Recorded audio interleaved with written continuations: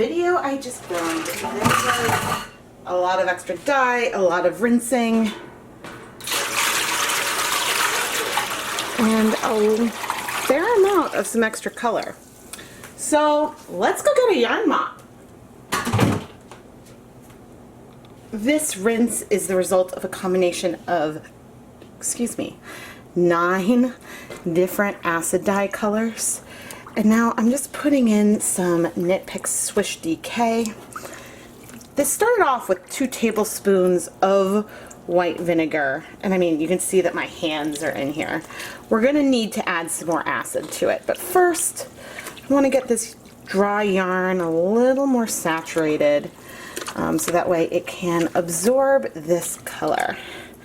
And then I have a feeling that we will be using this yarn mop, if I don't hopelessly tangle it, in some future projects as well.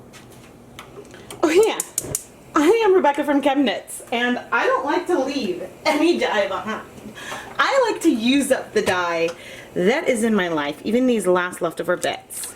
So I'm now just doing a couple big splashes of vinegar, and we're turning on the heat so that way we can just absorb all of this color. Ooh. This is actually really, really pretty on its own. Nope, I'm totally using it as a yarn mop later on. Don't want to overthink it, but let's absorb this color. I'm mixing some dye stalks and got some more leftover color in here. Sort of a different tone, but I'm going to pour it in and give things a little bit of a shimmy. Cool. Ooh, look, there's some red in there. Must have been some like powder bits that weren't, ooh, wow. Definitely some powder that was not dissolved in there, because this is a fresh stock solution. Oh, that is cool. Oh, that is really pretty. And good to know that now I've got a really dark spot on my otherwise really pastel yarn. Oh, bummer. Should have thought this through a little better. I see some deep flecks in there. Maybe I'll need to throw some speckles on this. We will see, but we will be using this as a yarn mop again because I'm mixing another stock color. Okay, let's rinse out our container of some blue.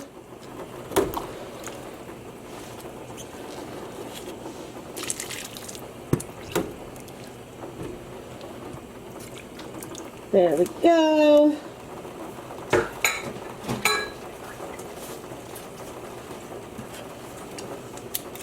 Add another little dimension onto this yarn, and I'm actually going to turn off the heat. It's basically absorbed all the color, but I am going to let the yarn sit in here for a little bit. I ended up not needing this yarn mop for another project today, so I am going to rinse it, hang it up to dry. It's definitely tangled right now. I don't have a good hand on the skein, so I'm keeping my hand across to try to avoid tangling it further, and that way I'll be able to untangle it. I am a little bummed by some of those bright patches that came out from the cup that I was using as to make the new dye stock. I think that this is a yarn that I am therefore going to want to over dye and play with, just so that way those couple speckles don't feel so out of place on the yarn. But that's the fun with throwing in and using leftover color. You get something that you don't really know what you're going to get, but this is a gorgeous base to use for some speckling. And we've got this great tonal that almost feels like a broken purple, but that's because we layered on all of these different tones, some more pink and some more blue, and it's beautiful. I think that besides a few speckles, the thing that sort of keeps it from being a perfect tunnel, you've got a slight light patch around the top.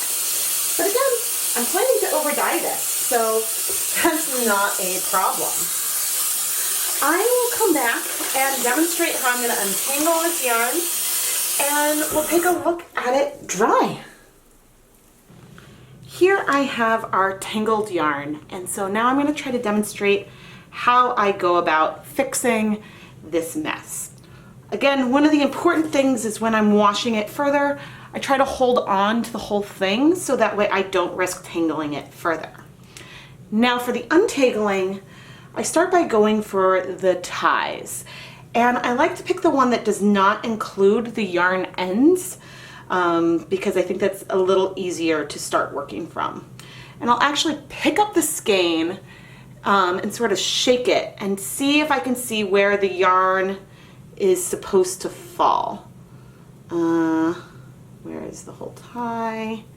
Maybe grab the tie from two spots and sort of shake it and see if I can find an approximate break in the skein as just sort of a starting point. Now clearly that didn't do a ton this time, but then looking at the tie, I will start going through individual strands and sort of putting them back in the direction that I can see they're supposed to go. So I'm sort of working my way around this tie, looking at the direction of the yarn coming through the tie, and that is helping me sort of figure out which way these strands should go. And so I've done that along one side, and I'm now going to flip it over to try to do the same thing on this other side as much as I can.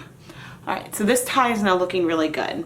So now I'm going to go and snap the yarn because sometimes that might highlight around the tie anything else that could be missing. All right, that looks pretty good. And now snapping again, I'm going to go look at the other tie.